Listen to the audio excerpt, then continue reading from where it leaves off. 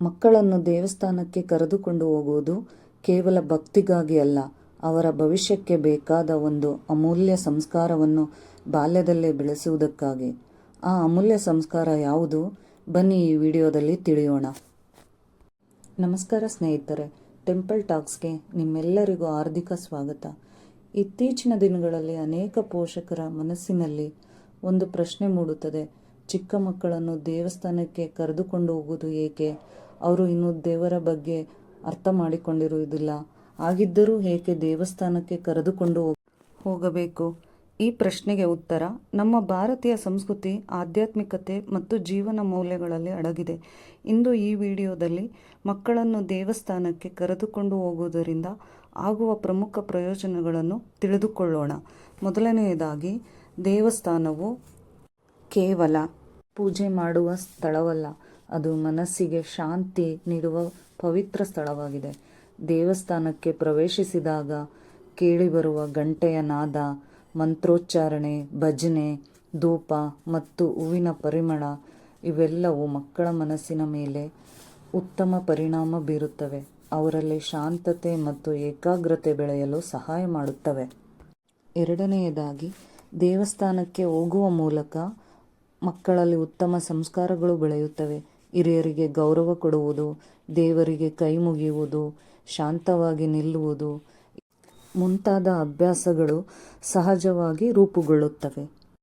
ಮೂರನೆಯದಾಗಿ, ದೇವಸ್ಥಾನದಲ್ಲಿ ನಡೆಯುವ ಪೂಜೆ, ಆರತಿ, ಹಬ್ಬಗಳು ಮತ್ತು ಧಾರ್ಮಿಕ ಆಚರಣೆಗಳನ್ನು ನೋಡುತ್ತಾ ಮಕ್ಕಳು ನಮ್ಮ ಸಂಸ್ಕೃತಿಯನ್ನು ಅರಿಯಲು ಆರಂಭಿಸುತ್ತಾರೆ.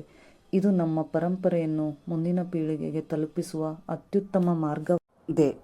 ನಾಲ್ಕನೆಯದಾಗಿ, ದೇವಸ್ಥಾನಗಳಲ್ಲಿ ಅಶ್ವತ್ಥ, ಬೇವಿನ ಮರ, ಆಲದ ಮರ ಅಥವಾ ಬಿಲ್ವ ಮರಗಳಂತಹ ಪವಿತ್ರ ಮರಗಳನ್ನು ಕಾಣಬಹುದು.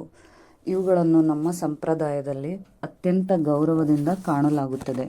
ಮಕ್ಕಳು ಇಂತಹ ಪವಿತ್ರ ಮರದ ಸುತ್ತ ಪ್ರದಕ್ಷಿಣೆ ಮಾಡುವುದರಿಂದ ಭಕ್ತಿ ಮತ್ತು ಗೌರವದ ಭಾವನೆ ಬೆಳೆಯುತ್ತದೆ. ದೇವಾಲಯದಲ್ಲಿರುವ ಪ್ರತಿಯೊಂದು ವಸ್ತುವಿಗೂ ಒಂದು ಆಧ್ಯಾತ್ಮಿಕ ಮಹತ್ವವಿದೆ ಎಂಬ ಅರಿವು ಮಕ್ಕಳಲ್ಲಿ ಮೂಡುತ್ತದೆ. ಪ್ರದಕ್ಷಿಣೆ ಮಾಡುವಾಗ ಮಕ್ಕಳು ನಿಧಾನವಾಗಿ ನಡೆಯುವುದು, ಕೈ ಮುಗಿಯುವುದು ಮತ್ತು ಮನಸ್ಸನ್ನು ಶಾಂತವಾಗಿಟ್ಟುಕೊಳ್ಳುವುದು ಕಲಿಯುತ್ತಾರೆ. ಇದರಿಂದ ಶಿಸ್ತು, ತಾಳ್ಮೆ ಮತ್ತು ಏಕಾಗ್ರತೆಯಂತಹ ಉತ್ತಮ ಅಭ್ಯಾಸಗಳನ್ನು ಬೆಳೆಸಲು ಸಹಾಯವಾಗಬಹುದು.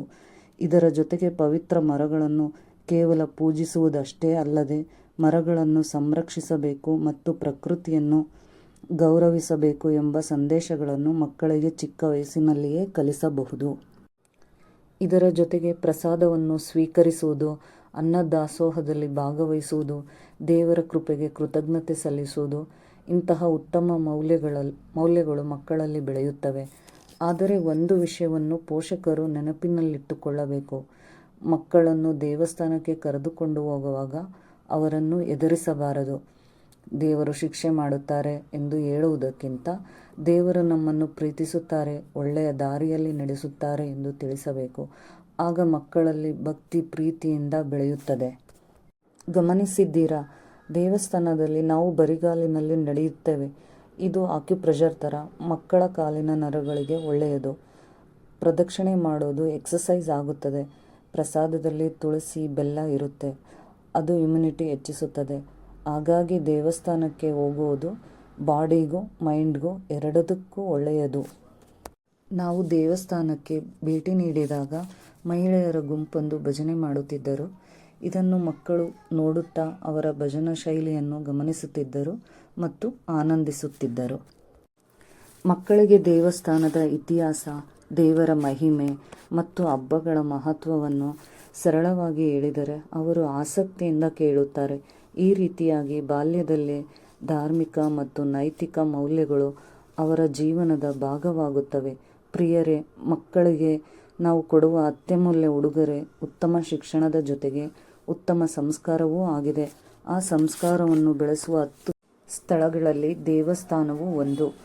ಕೊನೆಯದಾಗಿ, ಚಿಕ್ಕ ಮಕ್ಕಳನ್ನು ದೇವಸ್ಥಾನಕ್ಕೆ ಕರೆದುಕೊಂಡು ಹೋಗುವುದು ಕೇವಲ ಒಂದು ಸಂಪ್ರದಾಯವಲ್ಲ, ಅದು ಅವರ ಮನಸ್ಸು, ನಡತೆ, ಸಂಸ್ಕೃತಿ ಮತ್ತು ಆಧ್ಯಾತ್ಮಿಕ ಬೆಳವಣಿಗೆಗೆ ಒಂದು ಸುಂದರ ಆರಂಭವಾಗಿದೆ.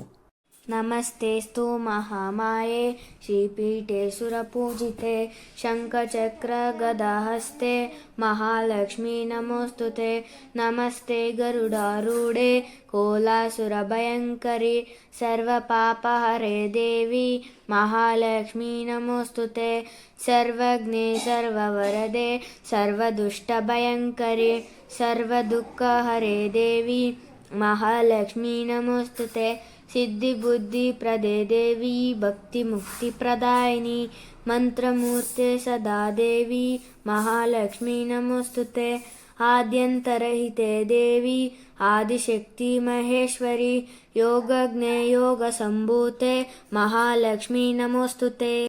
ಈ ಮಾಹಿತಿ ನಿಮಗೆ ಇಷ್ಟವಾದರೆ ವಿಡಿಯೋಗೆ ಲೈಕ್ ಮಾಡಿ, ನಿಮ್ಮ ಕುಟುಂಬ ಮತ್ತು ಸ್ನೇಹಿತರೊಂದಿಗೆ ಹಂಚಿಕೊಳ್ಳಿ. ದೇವಸ್ಥಾನಗಳ ಇತಿಹಾಸ, ಮಹಿಮೆ ಮತ್ತು ಭಾರತೀಯ ಸಂಸ್ಕೃತಿಯ ಕುರಿತು ಇನ್ನಷ್ಟು ವಿಡಿಯೋಗಳಿಗಾಗಿ ನಮ್ಮ ಟೆಂಪಲ್ ಟಾಕ್ಸ್ ಚಾನಲನ್ನು ಸಬ್ಸ್ಕ್ರೈಬ್ ಮಾಡಿ. ಮುಂದಿನ ವಿಡಿಯೋದಲ್ಲಿ ಮತ್ತೆ ಸಿಗೋಣ. ಓಂ ನಮಃ ಶಿವಾಯ.